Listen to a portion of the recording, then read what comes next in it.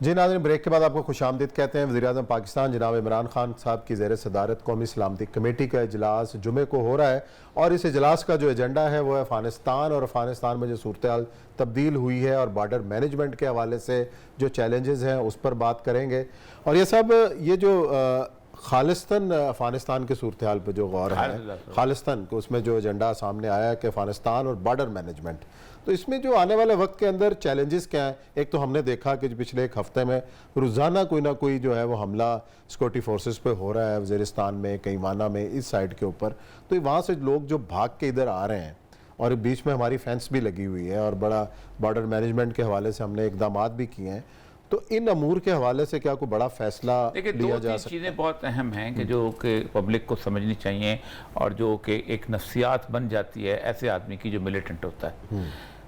एक फैक्टर होता है, हम साइकोलॉजी के हिसाब से एड्रेनलिन फैक्टर कहते हैं।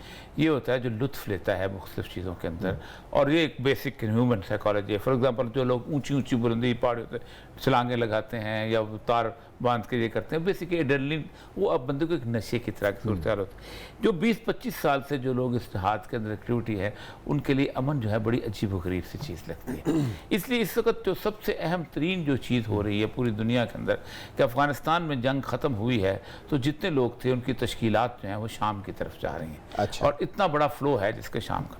अच्छा, दूसरा ये था कि टीटीपी वहाँ पर एक सेफ हेवन बना के रखी हुई थी और उनको एनडीएस और बाकी लोग जो थे वो इस्तेमाल करते थे और वो जहाँ के हमले करती रहती थी, सब कुछ करती। तालिबान जो है उन्होंने उनको जब ये मौका दिया कि आप नहीं करेंगे तो उन्होंने एक ज़ाहिर बात है मनूवर किया कि हमें किसी न किसी तौर पर यहाँ पर एक रहने दिया जाए और जगह रहने दी जाए।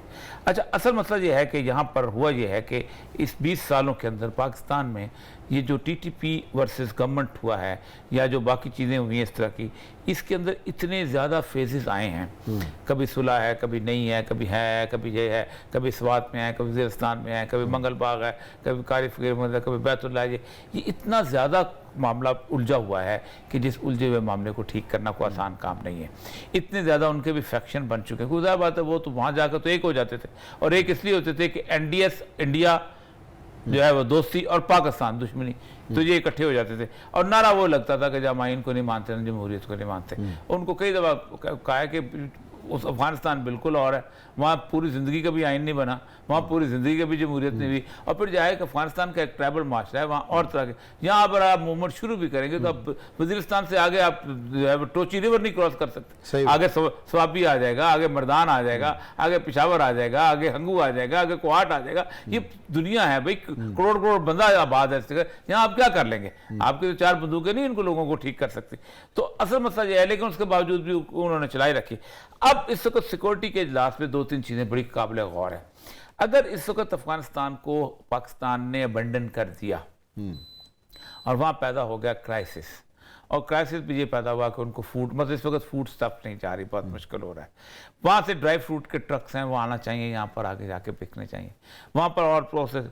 तो फिर वहाँ अगर क्राइसिस पैदा हुआ तो अगर आप ये सोचते हैं कि आप पे इफेक्ट नहीं होगा, लाजमी होगा। और इस पे इमरान खान कई बार कह चुके हैं। ये इसका मतलब है कि आपको अपनी सलामती के लिए, अपने पीस के लिए, अपनी यहाँ पर ट्रंक्विलिटी के लिए उनको आगे जाके मदद करें। अमेरिका तो यही चाहेगा कि आप उनसे उस वक्त तक तल्लुकात ना बनाएं कि जब तक अमेरिका जो है उनकी बातें नहीं मान लेते तालिबान। लेकिन अमेरिका बैठा हुआ 7 समुंदर पार। अमेरिका जो है उन्होंने 20 दिन लगा के 14 दिन के अंदर उन्होंने 3.5 लाख बंदा निकाल लिया।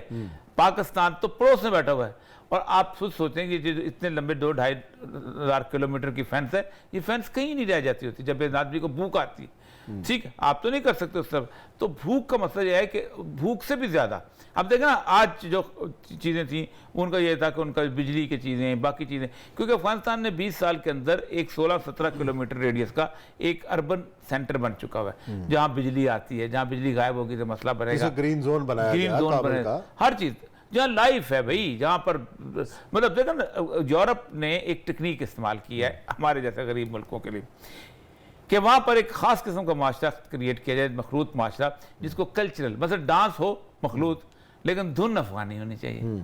ठीक, मतलब होटल हो सारा शानदार किस्म का, उसमें बेशक मंशियात भी चले, शराब भी आए, लेकिन पीछे जो है वो तस्वीर जो है वो एक अफगानी कलीन की लगाई हो या जो कि या अफगानी कलीन बिछा, तो एक कल्चर को मिक्स करके एक म्यूजियम टाइप चीज़ है वो उन्होंने काबुल को बना दिया था, उन्होंने कंधार को भी बना दिया था। अच्छा, उसके अंदर एक सोसाइटी ऐसी बिल्ट होगी। अब उस सोसाइटी के साथ होता यह है कि जब ऐसे अदारे बन जाए, मतलब आप देखें ना, आपको एक टीवी है, आज ये टीवी काम करना बंद कर देता है तो कम से कम 200-250-300 बंदा तो कम से कम लाहौर शहर के अंदर बेरोजगार हो जाएगा।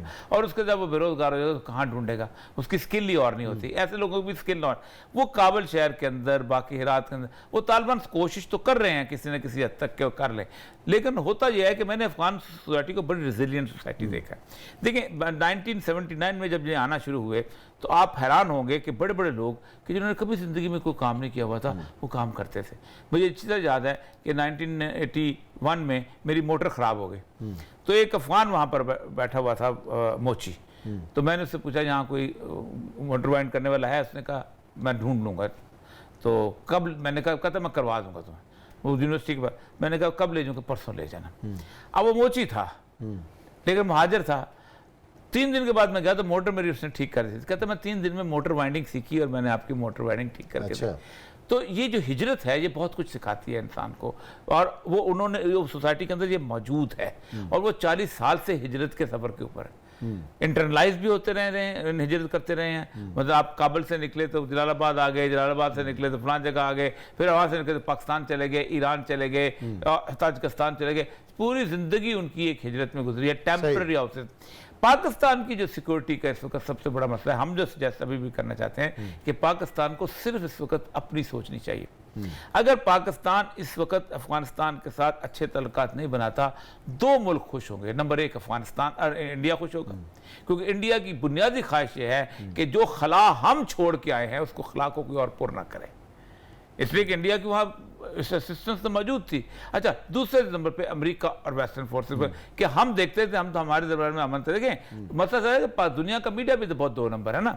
अब ये जितने धमाके हो रहे हैं, ये छोटे छोटे, कभी मीडिया में, कभी यूरोप में, कभी या किसी टीवी में आया था कि आज यहाँ गोश्त नहीं मिला, आज यहाँ पानी नहीं मिला, आज अब हर अफगानिस्तान की खबर जो है वो हाईलाइट आज लगी हुई है, फ्रंट पेज पे तस्वीरें लगी हुई है कि पासपोर्ट का जो खोलना, हाँ, कि तालिबान हुकाम ने पासपोर्ट के रिन्यूअल या उसको नया बनाने के लिए आज खोला है और लाइनें लगी हुई हैं, हजूम है। अच्छा, अब ये कभी वहाँ लगा था? मैं वही कहता हूँ ना कि अमेरिका को गए अभी महीना हुआ है, ठीक है, और कहते हैं कि अफगानिस्तान में कहत आने वाला है। और भाई 15 दिन पहले जो है वो कहत नहीं आ रहा था। क्या तालिबान ने वहाँ गोदाम आग लगा दी है? क्या तालिबान ने वहाँ पर खेतों को आग लगा दी? लेकिन एक प्रोपेगेंडे की पाकिस्तान को इस वक्त, और उन्होंने एक तो बात ये की है कि बहुत शानदार तरीके के जो है उन्होंने अपनी एस्टेब्लिशमेंट को चेंज किया। ये पर्पस चेंज हुआ है, मैं समझता हूँ, क्योंकि ज़ाहिर बात है जिन साहब को ISI के हेडक्वार्टर पर लेके आए हैं उसकी एक डुअल किस्म की उसकी एक्सपीरियंस है। एक तो बलूचिस्तान का एक्सपीरियंस है और दूसरा उनका वो उसको एक्सपीरियंस है। तो IGFC फिर पेशावर में भेजने का मतलब यही है कि बेस जो है उसका जनरल फैज को पता हो, बाकी चीज़ों के खुद फौज के बाद इमरान खान को एक स्टेप लेना चाहिए। मैं तो आज भी कहता हूँ कि एक कोर बनानी चाहिए पाकिस्तान के अंदर, कोर ऑफ फिलैंथ्रोपिस्ट, जिसमें मैं कम से कम 15-16 ऐसे लोगों को जानता हूं कि जो ऑर्गेनाइजेशन हैं, जो रजिस्टर्ड ऑर्गेनाइजेशन, जो अफगानिस्तान ले जाना चाहती हैं, पाकिस्तान के लोग उनको देना चाहते हैं। एक दोस्ती का ऐसा रिश्ता पैदा हो जाएगा कि जिसका आप सोच नहीं सकते। अब इस वक्त वो, मैं कल एक साहब आए हुए थे, उनके बड़े हाई लेवल के वजारत के साथ ताल्लुक रखते थे, वो कहते हैं कि यहाँ कम से कम 50 ट्रक एक जगह खड़े हैं, लेकिन मैं ले जा नहीं सकता हूँ क्योंकि रास्ता कोई नहीं। सफ़ीर को लेके जाएंगे पाकिस्तान। मैंने आज इमरान खान साहब को एक मैसेज भी किया है कि अपनी ब्यूरोक्रेसी पे ज़्यादा से ज़्यादा ट्रस्ट मत करना, ये उसको ब्यूरोक्रेटिक चक्कर में ख़राब कर देंगे। एक कोर NGOs की बना दो कि जो उनको मदद करती रहे। चलें जी, ब्रेक लेते हैं, ब्रेक के बाद आएंगे और जिक्र हो जाएगा कुछ सियासी सूरत हाल का, और सियासत में इस वक्त नया ऑर्डिनेंस के आने के बाद क्या सूरत हाल पैदा हुई है, अपोजिशन क्या सोच रही है, इस पर करेंगे बात ब्रेक के बाद।